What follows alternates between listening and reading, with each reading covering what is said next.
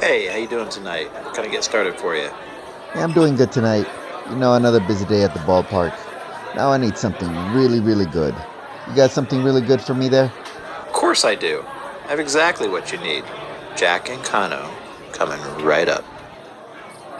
Good evening, everybody. I want to welcome you guys again to this wonderful, wonderful show that we call Jack and Cano. And tonight we are going to have a very, very special episode. Jack, before we get to who we have here today, let's go ahead and let's talk a little bit about what we talked about last episode, which has had some new developments in the COA world.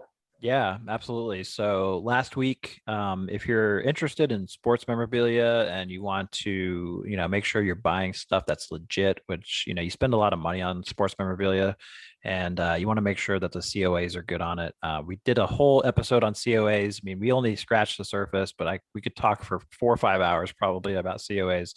One of the things we talked about was Tom Brady. Obviously, he's at the top of the food chain when it comes to autographs of active players, and his new signing just happened. Actually, I think it happened maybe either before we did our COA show or maybe right after, but.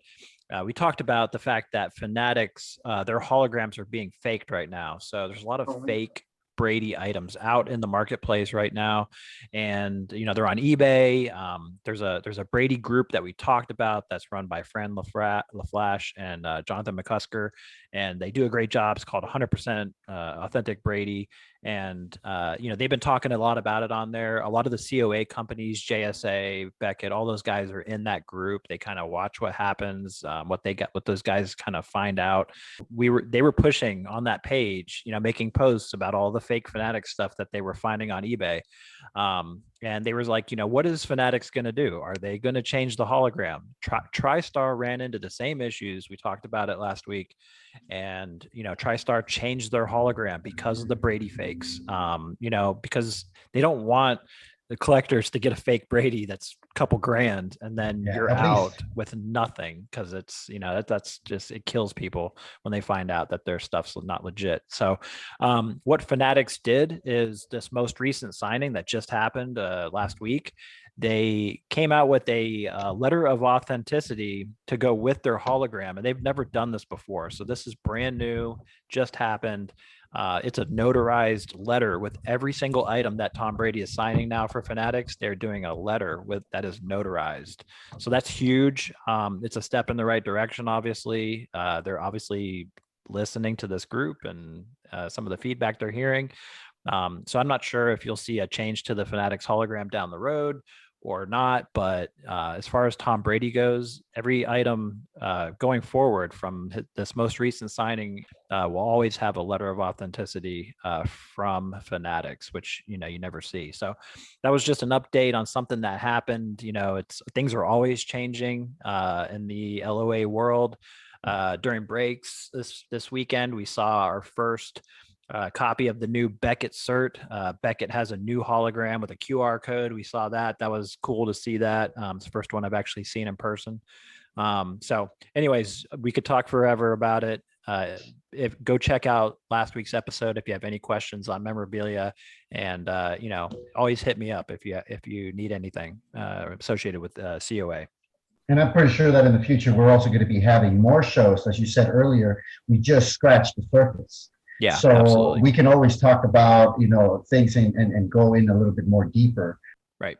So, enough about that. Let's talk about who our guest is today. That's the most important thing. And it's very exciting. When we have someone crash the show, I mean, that shit is just going to get wild.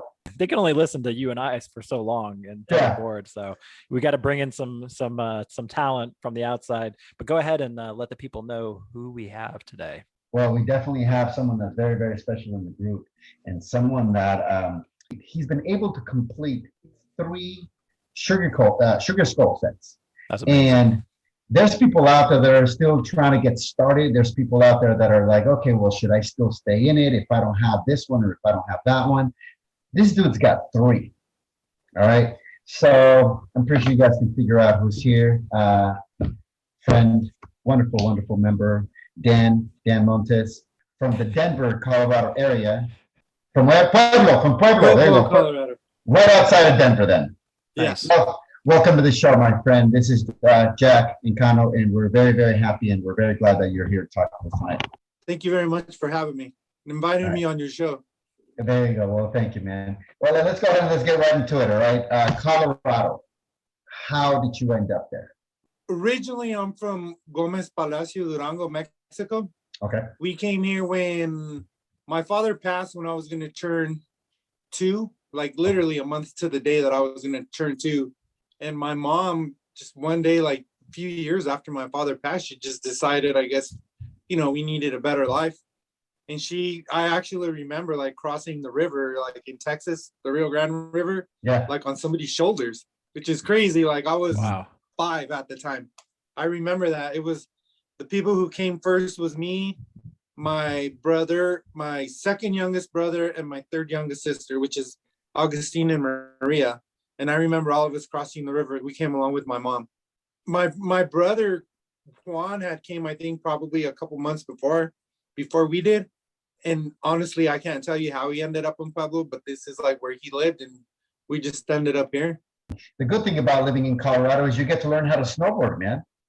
Jack, do you know how to snowboard living in Florida? No, I mean, I've only seen snow a few times, and I would love to go out to Colorado. I've never been to Colorado, you know, and I've never been snowboarding. I don't know that I would go snowboarding either. I'm getting up there too. I don't.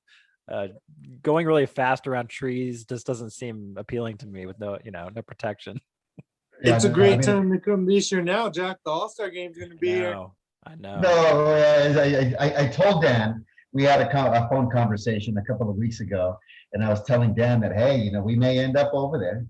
You know, it should be a good time. Let's go ahead and let's get together and, you know, let's have a beer. We'll see what happens, though. I'm working on getting tickets. I think I have 3 sets of tickets lined up for me and my 2 boys. Awesome. Oh, there you go. I have my fingers crossed, but I'm like, I don't know. It's probably about 85% sure. Make sure you pick the right numbers, and you'll probably get them. All right. Yeah. I have a friend. His name's Bernard Slack. Okay. He has 6 season tickets for the Rockies. Okay. So like he's like my hookup. Like whatever game I want to go to, he like gets me whatever tickets I need. And the weird thing about it is how I met him was he went to eat at my restaurant like 8 years ago, and I was watching the Rockies game. And I was telling him, I'm like, man, I've always wanted to go to opening day. I've never gone. And he's like, really? And I'm like, yeah. He's like, you've never gone? And I'm like, no. He's like, give me your number. He's like, I'll call you. I'm like, all right. So like this was like towards the end of the season. Then he's like, I'll call you in like early February. I'm like, okay. So he calls me and he ended up getting me and my son's season tickets, like some of his seats. And he's got them for us. The only year we haven't gone was last year because of COVID. Last year and this year. Okay. We didn't go. But because of COVID. But ever since I met that guy, he's got me not season tickets, but opening day tickets every single year since I met him. Wow. What's the best opening day you've experienced out there? Probably the Dodgers. Okay. In 19 when we went, me and my son, I was trying to get freaking Clayton Kershaw's autograph. Okay. And I have a gray Rockies hat, so I just turned it backwards, and I have a gray Rockies jersey. So you couldn't see my jersey, so I'm like, I flipped over my hat, so you just saw the MLB thing, and I threw him my ball, and then somebody told him, he's like, he's a Rockies fan, don't sign for him, and he looked at me, and like people moved over. He saw my jersey, he threw me my fucking ball back. Oh, shit. So I'm like, God damn, and he like did this like a Matumbo thing. He's like, no. Wow. So I'm like, you ass. Later on, I'm like, my son was around me. I'm like, dude, go try and get his autograph. And he's like, all right. So he's like, Clayton Kershaw. And he like freaking looked at him. He looked at my son.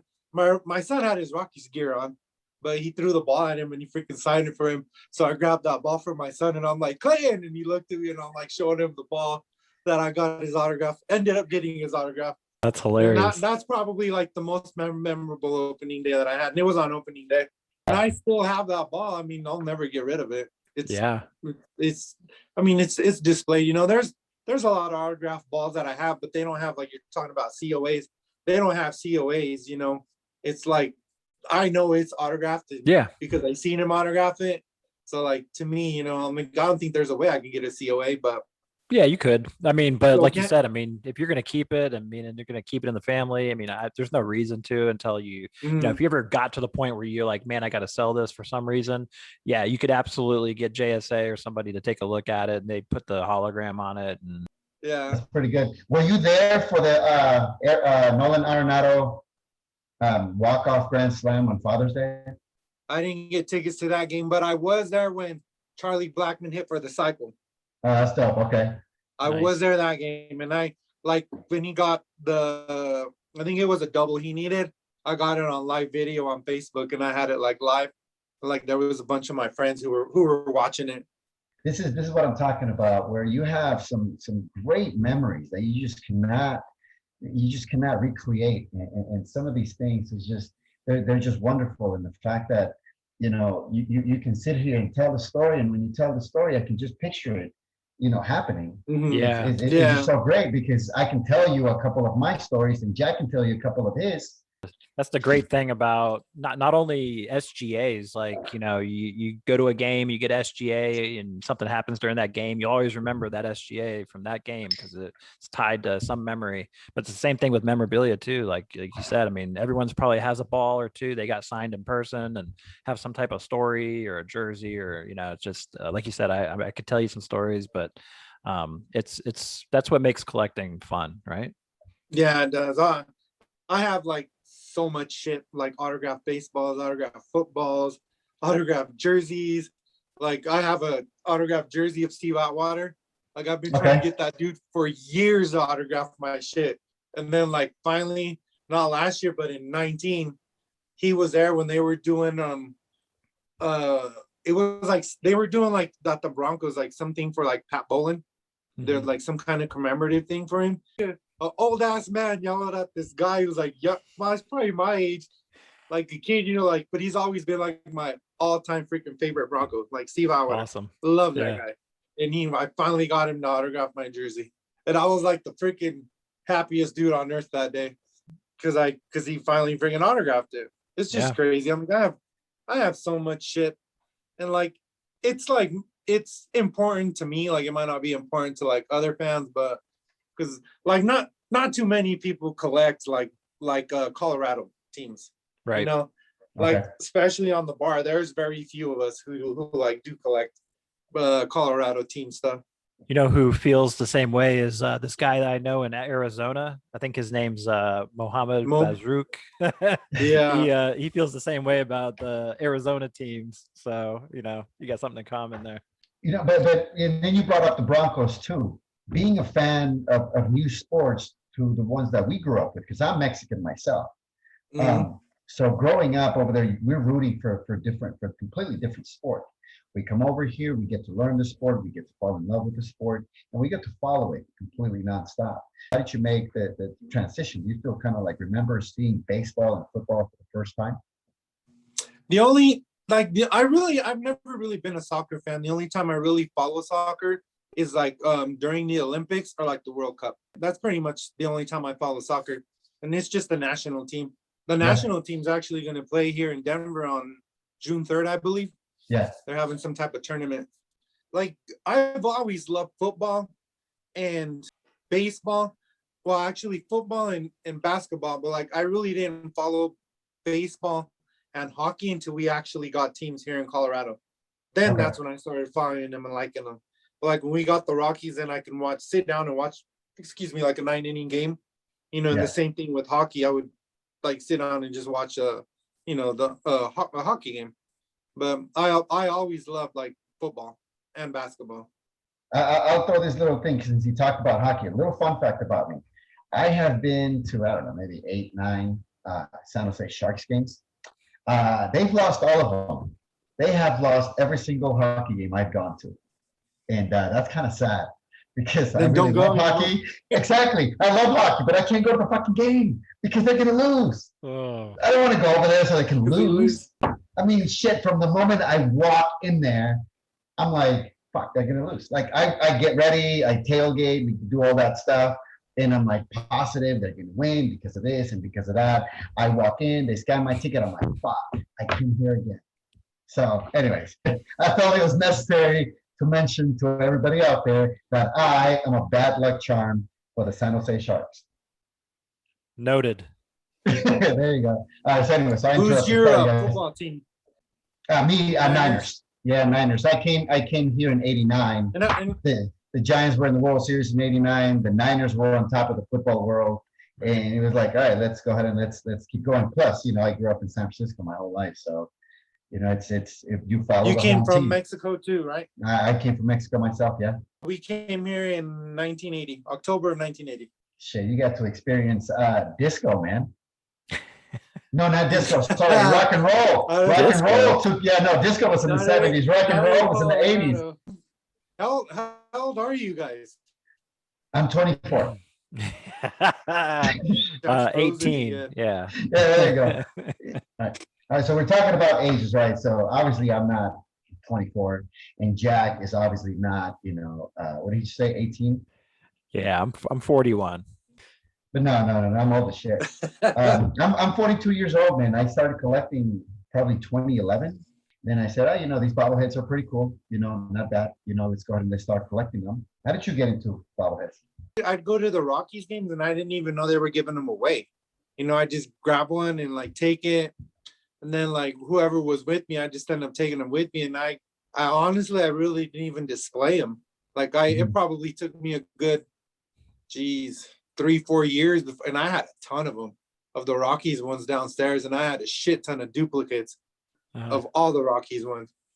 And then one day I'm like, I just started just displaying them, like the only teams who really give anything away here wise is SJ is the Rockies. Like, I don't think the Broncos have ever given anything away.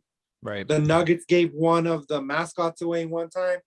And like one of the first trades I ever did was for Sugar Skulls was with Mohammed. And I traded him one of the Rockies mascots. And when he was like, "Are you sure you want to trade me this for that?" I'm like, "Yeah, I'll give you all that." I'm like, "I don't give a shit." He probably thought he was like getting one over on me. I remember him telling me that. But I'm like, "No, dude." I'm like, if there's something that I like, if I have something and you want it, I'll trade you. I'm not in this hobby for like to make money. You know what I mean? If there's something that I want, I'm going to buy it. Like if I have 3 bobbleheads and you have one that I want, I'll give you the freaking 3 for the one. I'm like, I don't care. That's just, I'm not in this hobby for the money. I just like to collect, and I like my shit pretty much, And Kenny touched on that 2 episodes ago. Remember, Jack, when he said about the Yuku pages? He said, hey, everyone's like, hey, if I like it, I like it. Let's go ahead and trade. You got to understand, when we first came into the hobby, this is how it worked. And then, it's nice to make $1 here and there, as long as it goes back into the hobby that got you there. Right. So I like what Dan is saying over here, man. There's not a lot of people out there like you. So to be able to know that about you, and for people to know that they can go ahead and work with you, knowing that you're not out there trying to get one over on them, that's amazing, man. That's no, never. Because I never want anybody to do that shit to me, and I'd never do that to anybody. Yep. I would never do that. There you go. What you sipping on over there? Sip o'clock, Jack. Sip o'clock. I got a Corona Premier with Bloody Mary mix in it. Zing Zang Bloody Mary mix. Wow. Never heard of that. Well, there you go. It's like a tomato beer. We're going to be doing recipes over here, Jack. I got to take notes. I have a tomato beer, which is I put Corona Premier in it, and then I use Zing Zang, the Bloody Mary mix, because it has everything already mixed in it. So it's kind of like a michelada, but it's like a red. They call them here red beers, which is like a tomato beer. I'm gonna try it, Jack. I gotta try it. It's good. You got to. Yeah. If you like Bloody Mary mix, like use the Zing Zang mix, with like add a little bit to the beer. It's freaking good. It's like a michelada, pretty much. I just have specific ones because I have diabetes, so I can't drink like a regular Corona because it has too many carbs in it. What about you, Jack? What are you sipping on? I'm actually sipping on a gift from Mohammed. He sent me a bottle of Crown Peach. It's a second bottle he sent me because you can't find Crown Peach here. So throw that in with some iced tea, and it's pretty good. we talked about, you being a Bronco fan, and you're talking about, the teams that you like and the experiences that you've had, and how you got into bobbleheads. I want people to know, or I want them to hear how everything started for you, because everyone has a different story about the skulls. Nobody was out there to collect every single skull until the skulls really started like gaining the popularity, and that's why a lot of them are so expensive. But how did you get started? How did you find out about the skulls? My wife just showed me one, and I thought it wasn't that great, and then she showed me the hops, a picture of it. She's like, "Oh, look, babe, this one's cool," and I'm like, "You know what? It is kind of cool." So then and the first hop skull that I got, I actually won it from Jake, one of his raffles. And actually, I bought one from Jack. That's right. And then I bought one from Chris MCL, one of your other admins. Yeah. I bought one from him. I bought a shit ton of skulls from him. I think it was like $1,700 worth of skulls. Wow. That I paid him. Yeah, that he shipped to me from Canada. And it took like probably about a month and a half to get them. But I'm like thinking, fuck, that's a lot of money. I'm like, what the hell are you doing? I'm like, so then I hit up Carbs, and I'm like, Carbs, is this guy like, is he legit?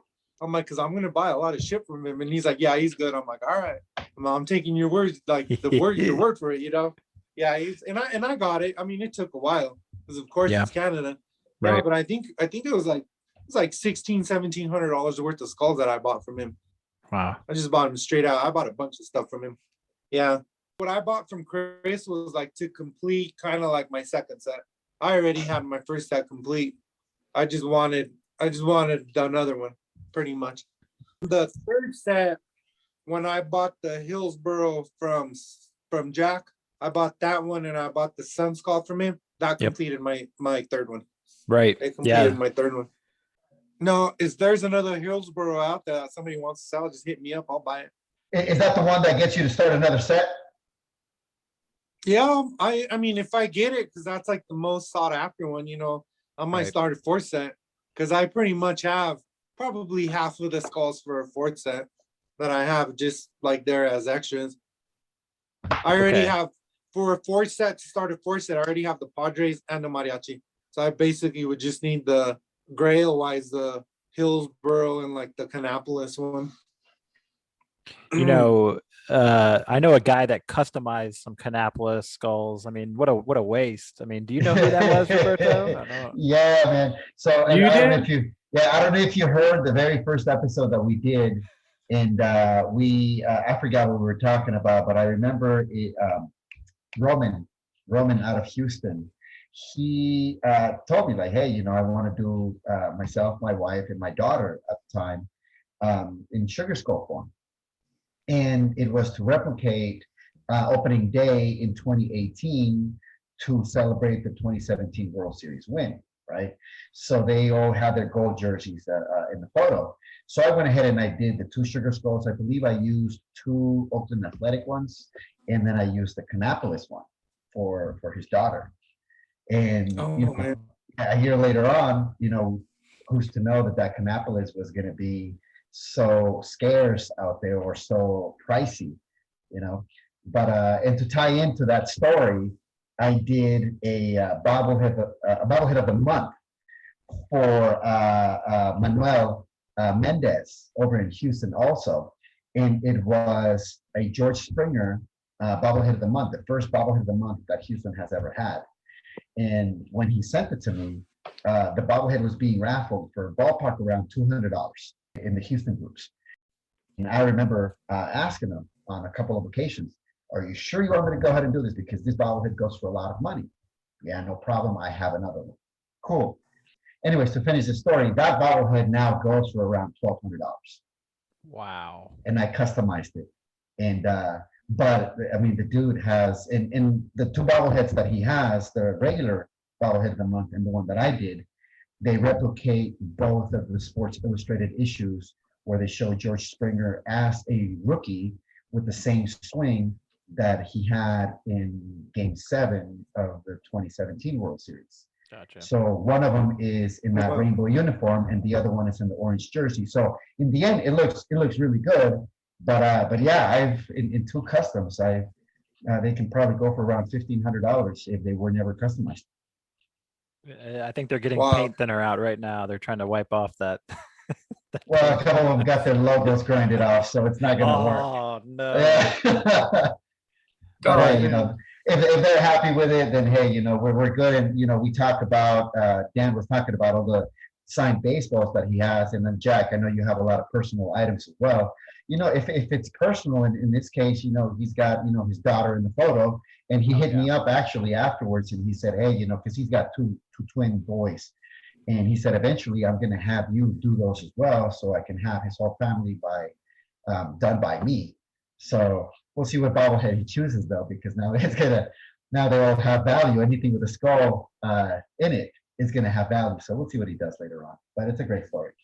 Man, where do you find the time to do all this stuff, Roberto? Well, before I used to have a lot more time, to be honest. So before I used to work day shift in the job that I have, and then I got switched out to a swing shift because my daughter started going to school, and I wanted to make sure I dropped her off, and I still have another young one that is just still walking around the house. Oh yeah. So I got to make sure that I'm home. So because of that Mhm. schedule change, I no longer have time to do customs, and I haven't taken an order in months, probably close to a year, Oh, as far okay. as doing a custom, because I just don't have the time, and I can't promise anybody it's going to be ready in 2 weeks. Like a lot of the customizers out there, they can knock it out very, very fast. I can't do that. Right. Yeah. So talking about skulls, I mean, is out of out of your set, one of the sets, let's just take one set. Is there one that you like as far as aesthetically? It doesn't have to be the value, like, oh, Hillsborough, but I mean, is there one skull out of the group that is your favorite just from the way it looks? I think like my favorite, I like the smaller ones. I like the Mudcats and the Canopolis one. And the Mudcats is they're both like the Canopolis is a little pricey, but the Mudcats isn't that bad. I like those two. And then probably the third would probably have to be the mariachi one. I like that one too. And I actually was gonna have one of those customized into Rockies. I was gonna like look in to see if I could have that done. But then I saw like what it was worth, and I'm like, oh shit! I'm like, I don't know if I should do that. I'm like, I thought twice. Hit up Jake. He's probably got like 4 or 5 stashed somewhere. That isotopes skull is like the one. I didn't get into collecting skulls because my wife would kill me with the rest of the stuff that's sitting around here. But I was going after that isotopes, and I've always gotten into Razes with it in there, and it's like the one bobblehead I cannot win. I don't know what it is about that thing, but at some point it'll be meant to be, Jack. I believe in you. It'll happen eventually. Keep throwing my money away in Razes, right?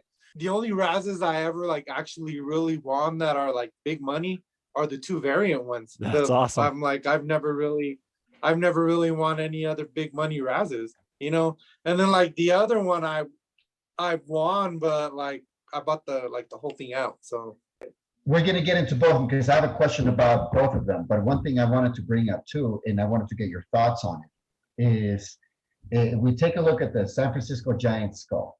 We take a look at the Atlanta Braves skull. We take a look at the Oakland A's skull, and we take a look at the San Diego Padres skull. I believe those are the same 4 that all have the exact same body. That San Diego one, that shit has just skyrocketed, and the other ones have not. The number of them given out and the circumstances for how they're given out, I know that they play a major, major role, but that San Diego one was around the $50 range at one point, and now that thing is like going up there and it's catching up to the other grails.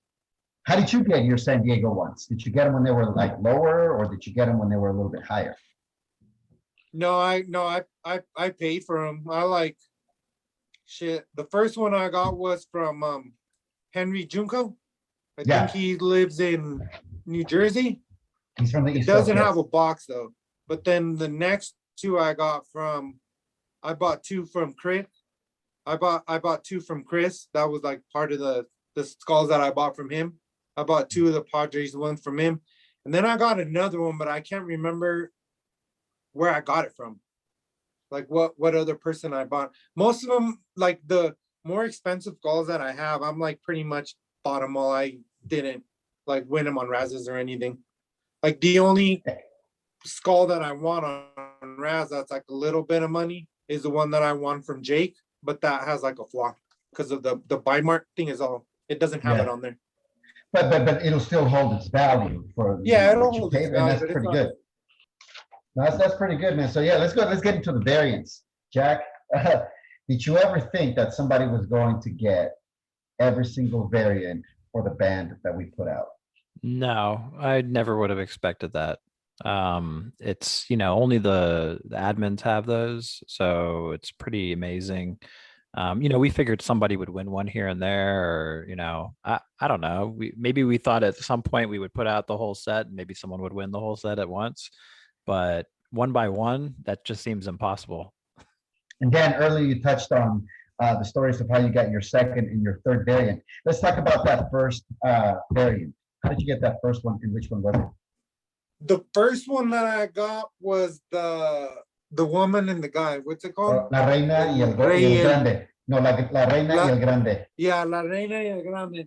I won that one. That was actually the freebie. Like when you guys did the thing where you guys bought, like if you bought a spot and paid for it right away, or you bought a bobblehead. Oh yeah. You got thrown in there. Then you got your name got thrown in there, and you guys were giving away a variant, and that's how I actually won that one.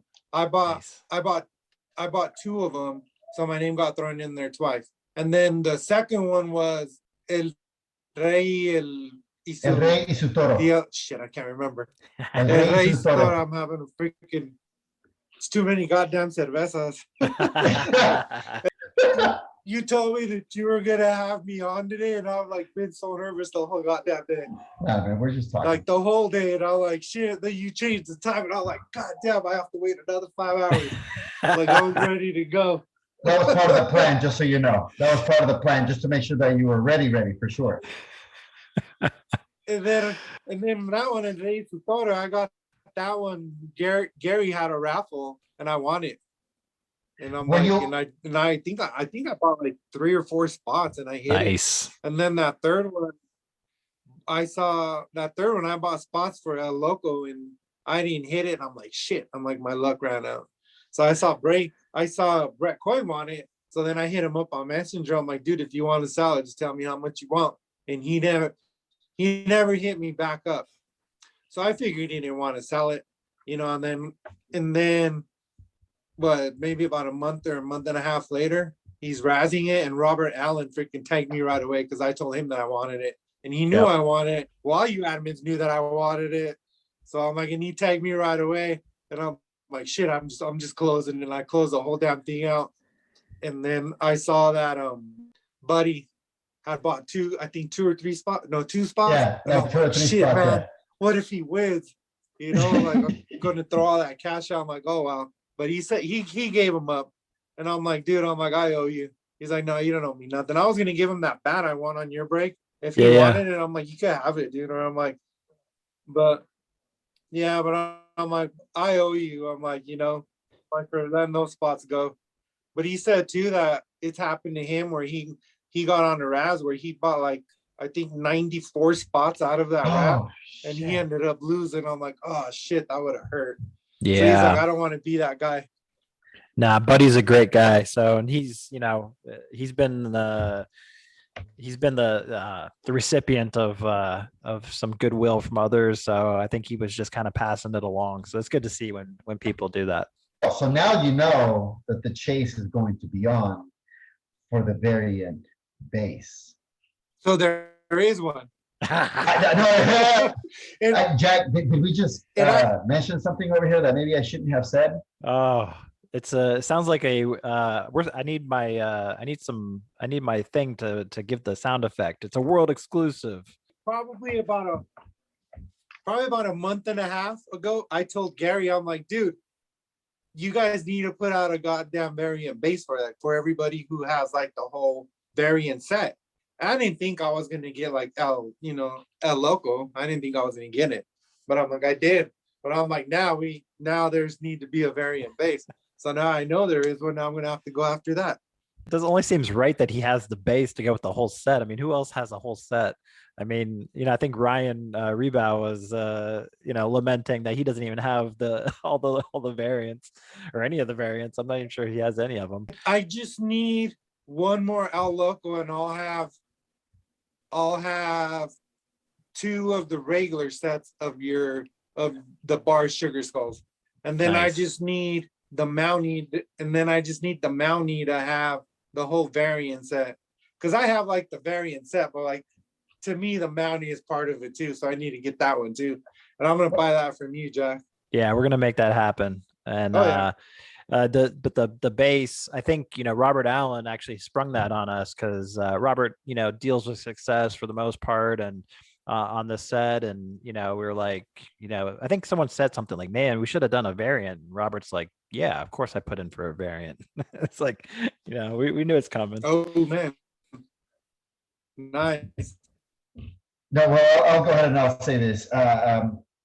We were wondering back in the day when we were designing the base and stuff like that, we were wondering whether we were going to have a variant base or not.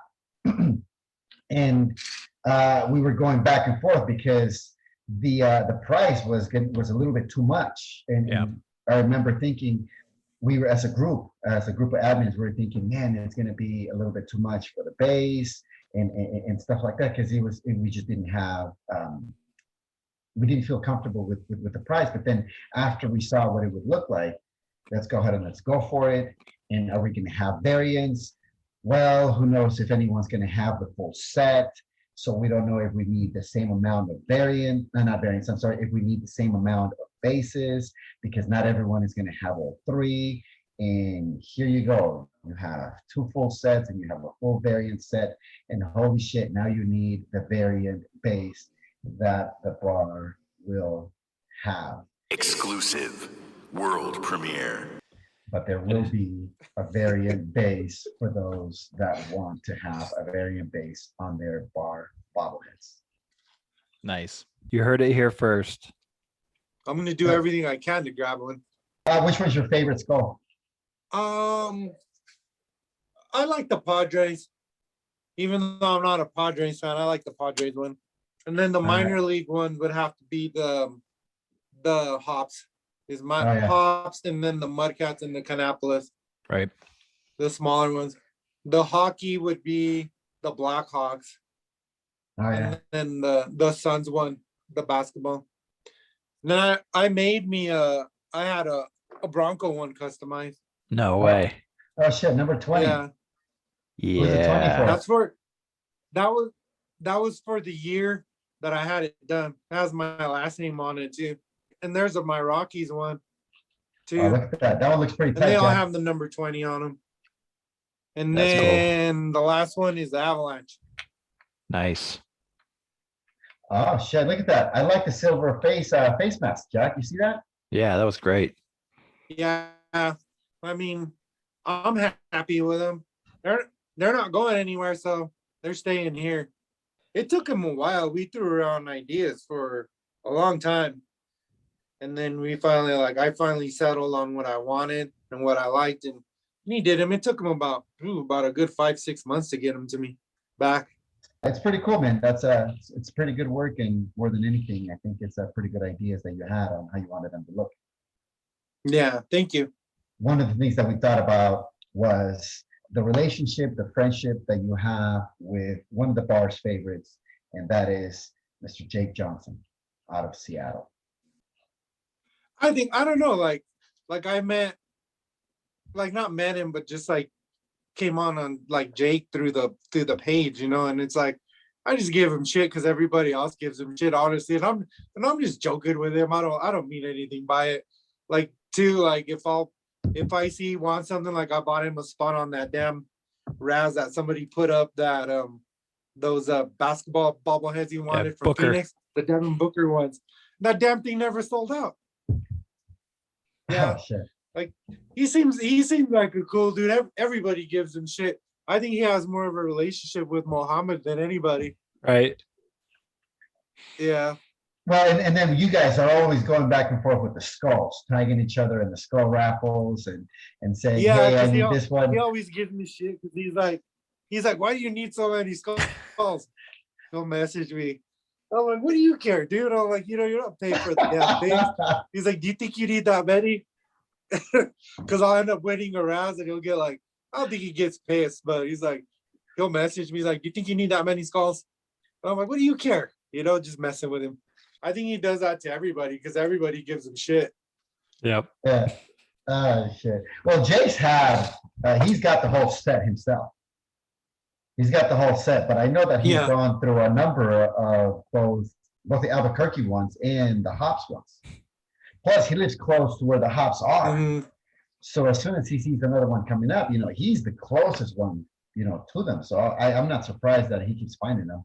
Right. He found a couple of the hops ones, like somebody was selling them like on Facebook Marketplace for like cheap. He's by there, so I mean, I'd freaking hop on those too, Jack, what's your greatest find in these marketplace spots or the old Craigslist days? I don't think it would be a bobblehead. I was going to say that too. I did find a, the Bo Jackson, the pose where he's got the bat and the shoulder pads on, the famous photo that, they're not allowed to sign or use anymore. The black and white photo? Yeah, yeah. And it's, it's somewhat rare. I mean, they're out there to buy. And I saw one on Marketplace for a good price. And I'm like, that can't be, there's a lot of fakes out there, right? But I'm looking at the cert and I'm looking at it and I'm like, man, this is the legit thing. So I ended up meeting this dude like an hour away from where I'm at. And I'm thinking like, let's see what happens when he gets here, right? And he pulls this thing out and he told me like, hey, somebody gave this to me and they owed me money for a job or something and gave this to me and I don't need this. And I'm like, yeah, no problem. Just bring it right here. Here's your money. Still have that photo, but you could find stuff like that on Marketplace all the time. Quick question, Jack. Why are they not allowed to be signed, or is he not signing those anymore? Yeah, they signed them real early on, so you'll find some from the original few signings. But there was some disagreement with the photographer, I guess. There's even a trading card out. I think Score or whatever put a trading card out that you'll find those as well. But yeah, there was some disagreement with the rights of the photo, so they weren't allowed to use them anymore. So he stopped signing them, and he won't sign them at any of his new signings either. Oh wow! Because of the photographer. Yeah, because of the rights of rights of the photo. Yeah, I'm curious as far as skulls go. So now that you have 3 sets, you're working on your 4th, but you have 3 sets. So any new skulls that come out, you're having to buy 3 at least, right? I mean, you make three of those.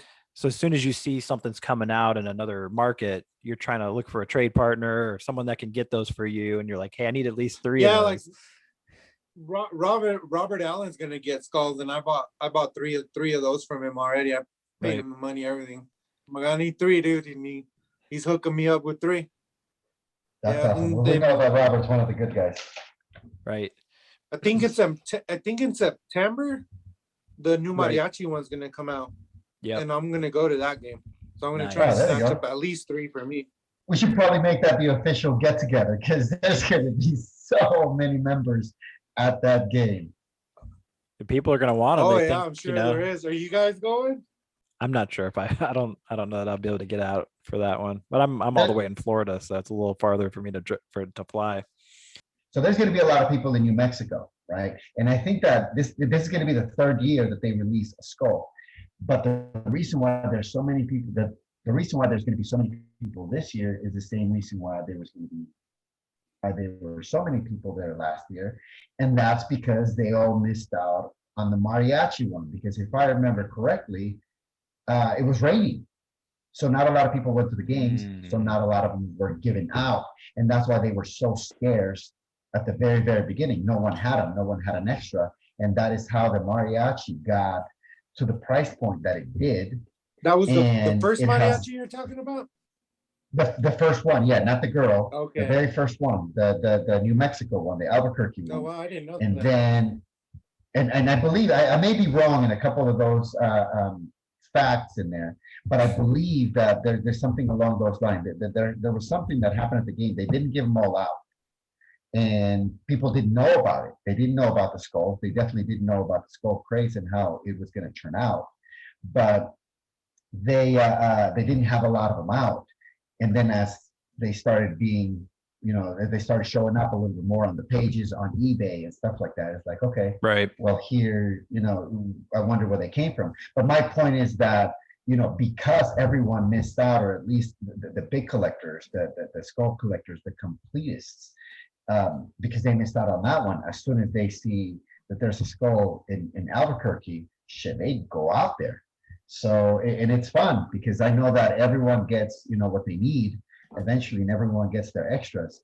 But if someone's going to learn how to rack at a baseball game, especially at a minor league baseball game, which sometimes it's a completely different ball game, there are going to be so many lessons to learn from, because there's going to be so many different ways of how they're going to be racking this next skull in New Mexico, which, by the way, is going to be having a voice chip in it.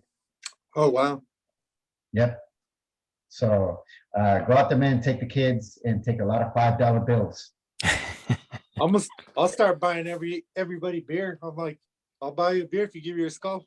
Okay, there you go. And you won't be the only one. Yeah. So bring tens. Yeah, I told my wife I'm gonna have to take a stack of 20s that day to like give $20 for each skull. You hear that, guys? So everyone that's going out there, bring 20s, because Dan is going out there with 20s, and that's your competition so far. So Do you think this skull Yeah, will be worth as much as the first mariachi skull? Or I don't think anything from that team is going to touch that first skull because of that specific situation. I think that there's going to be no skull out there anymore, because unless it's one that we don't hear about from a team in the middle that's doing a skull, or maybe in a different country like Canada, for example. Because everyone is so much into the skulls now, Right. that as soon as a skull is announced and as soon as it is posted on the bar, so they start making the plans for the skulls. But that's how dope the skulls are, and that's how dope the skull set is. That no matter what team it is, I mean, you put all that stuff together right there, that shit looks super, super sweet. How many skulls do you have, Jack? I sold them all to Dan. How many of Jack's old skulls do you have, Dan? Just 2. Yeah, just 2. You just had 2, and he wanted them on Razes. But Yeah, I did. I remember. I look at the Razes. I'm like, I remember the people who win them, and I'll hit them up. I'm like, Yeah. I know. Dan. I think Toasty Gob won a hops, the last hops on a Raz, and I hit him up too, but he's not ready to get rid of it. Yeah, Dan hit me up. He's like, hey, what are you doing with that Hillsborough? I'm like, you know what? I was going to razz it. So if you want to buy it outright, it's good for both of us. I give you a deal on it. And then he's like, what other skulls do you have? And I'm like, man, I think I have a Phoenix Suns, because I think you said that you needed that to finish your third set. Yeah. So I'm like, yeah, let's make a deal on that too. I'm happy to help a collector out. So yeah, I just happened to win those on something I jumped into, not specifically to win it, but I'm just trying to support people on the page. And I think really I'm trying to think if I have any skulls. I think the only skull I have right now besides our page skulls is I think I have the Chicago Bulls. I think I have their skull, but other than that, I think that's it. I might have another Suns somewhere, but who knows where that is. Oh shit! The tubs. Here of comes bubbles. a message from Jake. Here comes a message from Jake. Yeah, Jake, hit me up. No, I'm just kidding. It's in one of the 20 tubs in my garage. You gotta make sure you have it first. You gotta make sure you have it first. It's buried with all the other gems that are in there that I need to pull out one day. Let me ask you this: what are you planning on doing with these three sets and possibly a fourth one? I wanted to set them up now in the little man cave that I have, but my wife said no. So I'm like, all right, whatever. So they're just in boxes, and I just have them down there, like in the big tubs, like protected. Yep. And I have each set in the tub. Like eventually, we're gonna buy a bigger house here, probably within the next year. If the man cave's big enough, then I'm just gonna set up all 3 sets up, and then eventually the 4th set when I get it. Nice. And like my friends come over and they're like, why in the hell do you spend so much money on this stuff? I'm like, because I like it. They're like, you're crazy. Like I show them the variants. They're like, I see no difference in these. I'm like, you don't, but I do. Yeah. Yeah, they don't know. No, they don't. It just amazes them like how much money like I put into the skulls or into the bobbleheads. You know, they think I'm crazy. Yeah, it's a nice hobby that we have here, man. I think that everything comes from, being a young kid, and we wanted every single Hot Wheel, or we wanted, certain things. We wanted to complete certain things, and then we just grew up with these things. We now have responsibilities. We have kids. We have a family. We got things that require our full attention, but we still have that kid in us, or at least those memories. And that's why memories to Oh me yeah. they're a huge thing. So we have these things, and now we have something uh, like a bobblehead doll from our favorite team that has perhaps our favorite jersey, or that is depicting our favorite moment. And hey, here's a memory. Well, let me collect another one. Let me collect another one. And it becomes something that it's hard to explain, but it is even harder to understand to those that have never experienced getting in line and coming up with a game plan on how to get a second one. So that's pretty cool, man. But let me ask you this, because you brought up getting a new house and getting a new man cave. Tell me about your dream man cave. What would that look like? What would Dan Montes' Oh, man cave look like? What would it have? Where would everything be? Here's your time to just say, shit, this is the best man cave in the world, and here's what it would look like. it'd have to be big, and I want a pool table down there, of course. But Okay. I want a bar, the main thing, and I want enough space to where I could set up my bobbleheads and like everything that I have. I have so much shit. And then I have like a bunch of stadium cups too. Like I just have so much shit. A lot of memories in there, though. Yeah, it is. There's so much shit, but not like too much of space, you know? Right. There's never enough. And then Enough. I have Bronco jerseys, Avalanche jerseys, and Rockies jerseys that I need to get framed. But I don't want to spend like $300-400 to frame a jersey. You know, that's crazy. So I'm kind of like coming up with my own way of framing it. Well, Like I'll say this, Jack, don't you have a friend? I mean, he's all the way in Florida, right? But don't you have a guy that does the framing, or does he just do specific framing that has figurines inside of it? No, he does. The guy, it's not necessarily a friend, but I got a guy here that does framing. That's how we framed Fitzgerald jersey for Mo. Okay. It's just he's a framer. He does the framing for the Bucks. He does the framing for the Lightning, the Rays, all the guys. But it's still, even with getting a little bit of a deal, it's still really expensive to frame items. But you can there are ways to kind of get around that. I've found like cases like on eBay, that are nice wood cases that you can kind of hang, and then comes with a little hanger. You can put the jersey right in there. It's really not that difficult. It doesn't have to be intricate, right? Like if you have a lot of them, you need to find a cheaper way to do it. Yeah, because like if I'm going to spend $300-400 to frame a jersey, nobody's going to pay like freaking $500 for a Drew Lock Bronco jersey. Yeah. You know what I'm saying? Or a Right. Jerry Judy jersey. Like, come on. Right. Like, I'm not dumb. Like, so I'm trying to go for like a cheaper way to do it.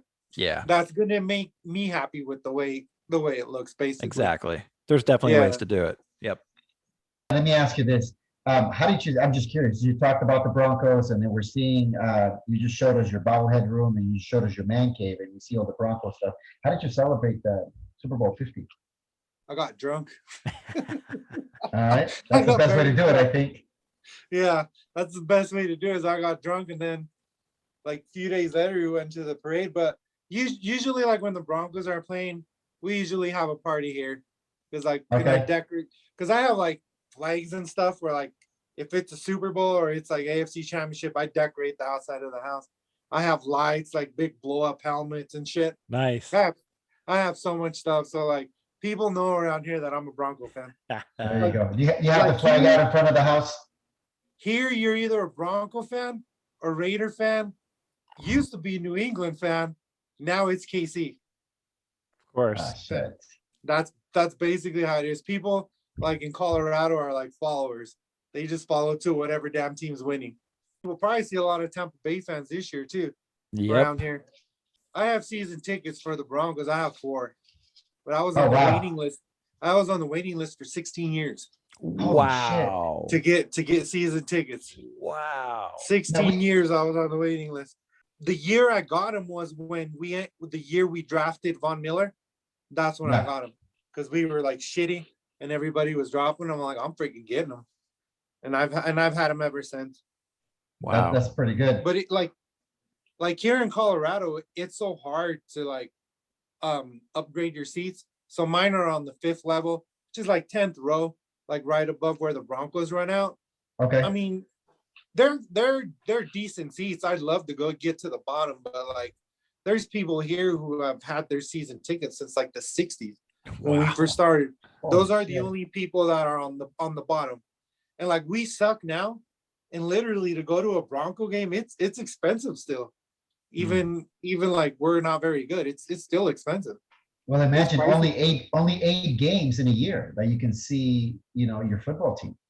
There's going to be 7 now.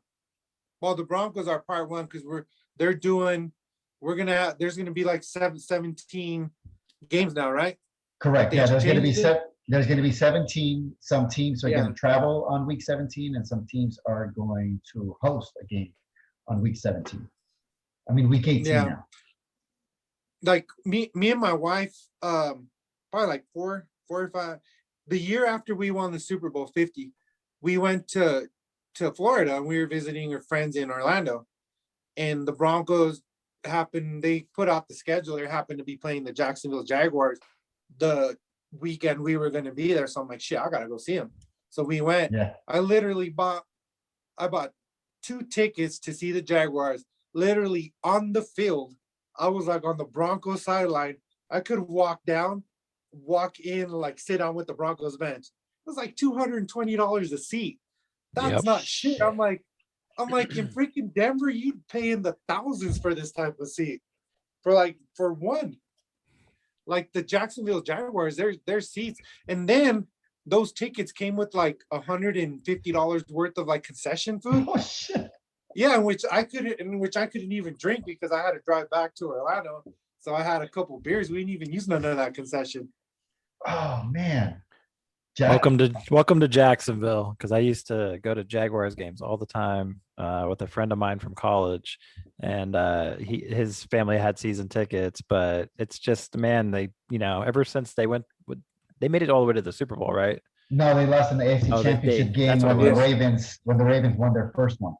That's right. So they made it to the championship, but then after that, man, they've just been horrible. And, we'll see what happens this year. I bet you those tickets prices are going up now that Urban Meyer's here, who's, the favorite from the Gators. And then, you got Trevor Lawrence coming. So he's the savior. Apparently he's going to turn everything around. Jaguars are going to be Super Bowl contenders this year. So, we're going to watch that and see how that develops. Tell us how you really feel, Jack. Yeah. I was a Jaguars fan for a while just because, I was in Tallahassee going to school, and my buddy had tickets. So I was like, yeah, let's go to the Jags game. And, I grew up on the East Coast, so I didn't really have a team, in my hometown, so to speak. In the beginning, I was living in South Florida, so I was a Miami Dolphins fan, to some degree. And then, once I moved up to Tallahassee, it just kind of became a Jags fan just because I was able to get free tickets to the game, right? That's awesome. And then of course moving back to Florida after I spent some time in Charlotte, and went to came to Tampa. And I mean, it's just I was always a Bucks fan from the old days when Derek Brooks was here, and Warwick Dunn, and all my former Seminole teammates there from all those years, so it's, it was good to see the Bucks win again. I mean, no one really expected it.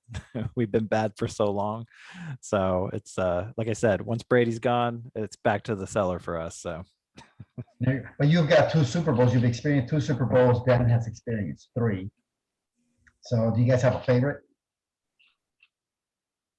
My favorite has to be our first one. Always first. Oh yeah, always first one. I remember for John. Yeah, because dude, I remember being in middle school and going through those 3 Super Bowl losses in a row. I Yeah. remember that shit, man. That's like hard. And like my kid, I'm like, dude, you've seen 3 Super Bowl wins. I'm like, and one loss, of course, against Seattle. I'm like, you know nothing about that. Like feeling like if you're a true fan, feeling like you're seeing your team lose that bad, especially 3 Super Bowls in a row. I'm like, hell no, that's freaking heartbreaking. Like I'm good if I never see the Broncos win. Like people here, like another Super Bowl, of course I want them to win, Sure. but like people here in Colorado are like freaking, you can't freaking win every year. They want to win. Well, no, you gotta take your freaking losses, And it's like, I think we've just been too spoiled for so many years, especially with the Broncos, like us here. We've always been winners except for like the last, like 4 years. We can't seem to get the quarterback situation figured out. Since Elway. Yeah. Well, Since Elway, yeah, but we had Manning. I mean, Manning came in. Manning came in. Come on. Yeah. Well, what I'm saying is that Peyton went in there, and it was a goal, and that's it. He went in there. He knew how long he was in there. 5 years. If it happens, it happens. If it doesn't happen, it doesn't happen, and then I'm out. But that was the wisest choice. Everyone knew that if Peyton comes knock on your door, hey, you sign him. But besides that, that's an obvious one. But besides that, it's you get that quarterback situation taken care of. And if Andrew Luck is the guy, then hey, expect success and expect the AFC West to be crazy. Obviously we know what Kansas City's doing. Yeah, a lot of good quarterbacks. It's a tough division. Yeah. So that's pretty good. What about you, Jack? Was it the first one, Gruden against his former team? Or was it, hey, Brady and the NFL is going to give him their 7th ring?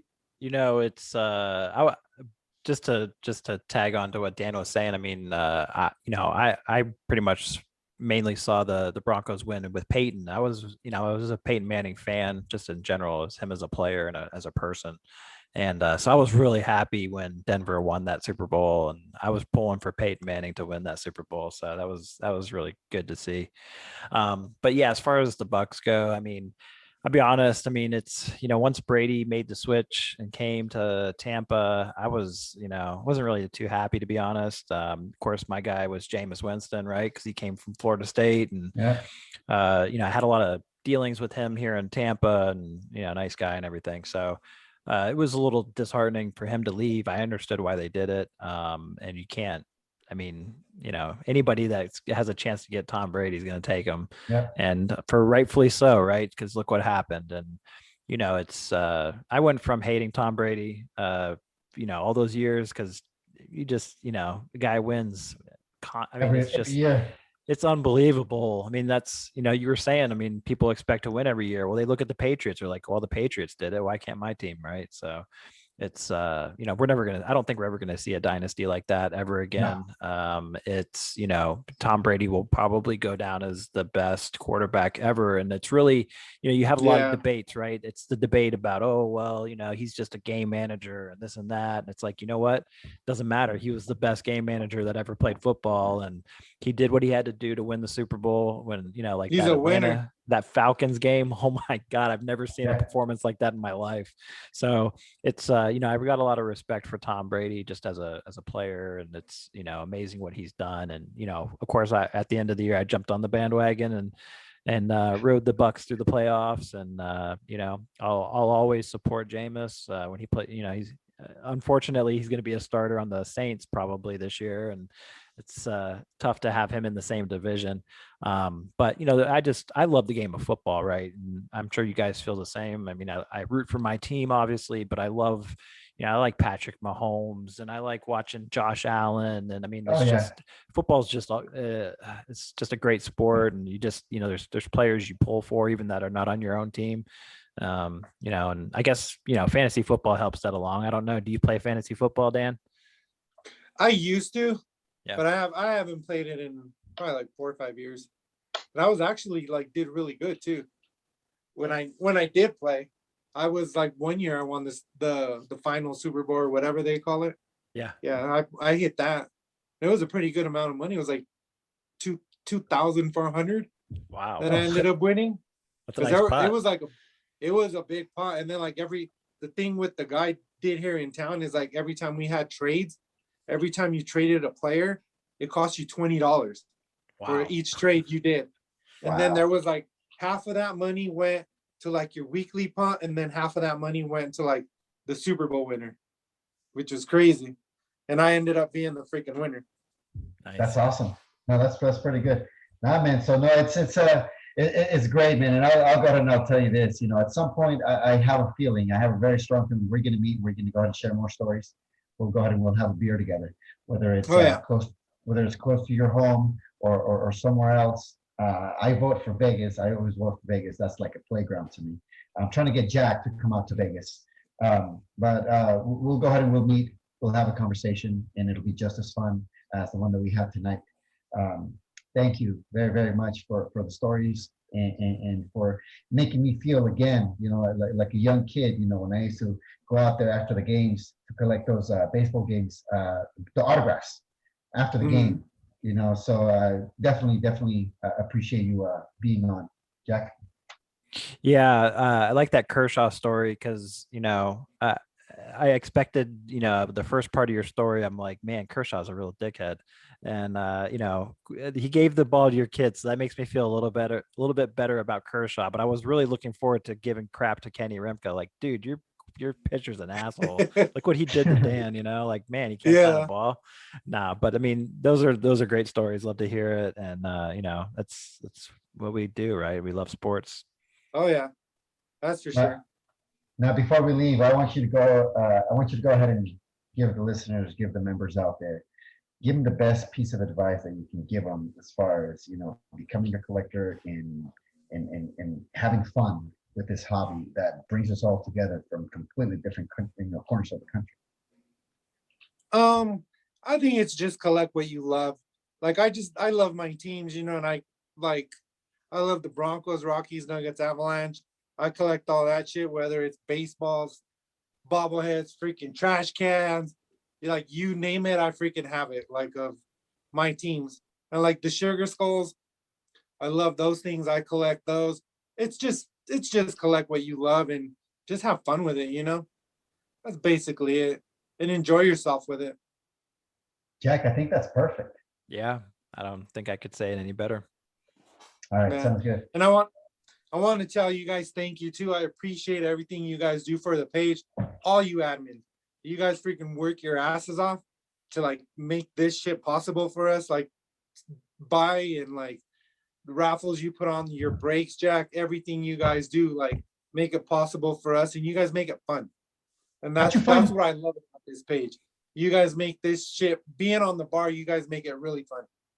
How did you find the bar? You know what? I just stumbled upon it on Facebook one time.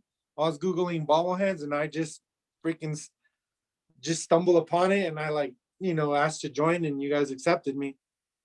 And like literally, I've only been collecting like the sugar skulls for maybe a year and a half. Wow. Maybe a year and a half. Maybe 2 years, but not more than 2 years. I haven't been collecting them that long. Man. Well, I'll say this. Obviously, you know, with you have your methods of how you get your skulls, but you know, I'll say this. You know, you're the best at it. Your collection proves it.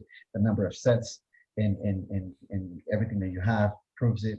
And that's why we are titling this episode "The Skull King." Dan Montes, gracias for being here with us. We really appreciate it, and we'll do this again. And when for sure. When we meet, I'll make this promise to you, okay? All right. Thank you, guys. Tacos are on me. All right. Menudo's on me. Hello. Like I told you, I make the best menudo. All right, Jack. We got a place to go to confirm. Yes. Awesome. Oh yeah. All right, Jack, what you got, man, before we bounce? Two things real quick. I have two of the bobbles that just came out recently. This is Otani. He's on the cycle one. Yep. Yeah. So I got this from Kenny Rimka. I'm not sure if he has any left, but you could always hit him up. And if you want to hit for the cycle, 6/13/19. It's got the date on the base. Pretty nice. And we talked about Trout the other day. I mean, I think it's the quality wise, it's pretty much the same. I'm assuming it's made by the same people. But it's a, it's an interesting bobble. Have you ever seen one like this before where there's someone on a cycle? I don't think I've seen one like that. Mm-mm. So It's pretty cool. And what I like about it too is that I haven't seen any reports or any damage. And usually, obviously a bobblehead is going to have at least two strong points with the two legs on the base. And yeah, this one is just a bicycle tire. So that anchor in the bobblehead seems to be pretty safe. It seems to be pretty sturdy. So anyone that has this bobblehead, I don't think doesn't have to worry about any damage being caused to the base or ever falling off due to how it looks. I mean, I think it's a great bobblehead. And like Jack was mentioning earlier, anything from down in Southern California, you got to hit up Kenny. Kenny's going to have anything down there. And then lastly, before we sign off, Armando was picking up the Rangers. This is the 2010 Fall Classic first pitch with the George W. Bush, George Sr., and Nolan Ryan. So it's a little smaller. I mean, if you put it next to Ohtani, I think we were talking about that the other day. I mean, look how much taller Ohtani is. Is that about an inch and a half? Yeah, I mean, probably about an inch and a half. But it's like I don't know if I'd call it a mini. It's probably more like a 3/4. I think so. The paint isn't great on it, I'll be honest. But we seem to have those issues everywhere. But in general, I mean, they don't look too bad as far as the likenesses. Mhm. And it's an iconic moment, obviously, and they're obviously mean a lot to the state of Texas. And so it's it's kind of a cool bobblehead of that first pitch moment. And if you collect presidents or Rangers, you're gonna want it. So I think Armando probably still has some. Again, guys, thank you for joining us. We really appreciate the time that you spend with us, and I hope that you enjoyed the conversation that we had with Dan. Dan, again, thank you for coming out and supporting the page, being on the page, being one of the top guys on the page. That's something that we definitely appreciate, and we're going to talk again. So make sure you keep our numbers close. All right. Thank you, fellas. Thanks, Dan. All right, It was fun. All right, Jack. Let's say good night, and we're out. Yep, we're done. Good night. All right, good night, guys.